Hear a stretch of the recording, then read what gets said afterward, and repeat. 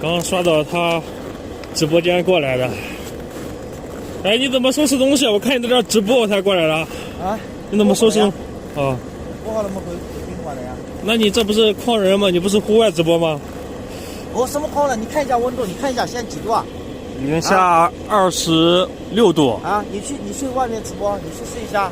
那你这就是纯纯的骗人！我们奔着你而来的。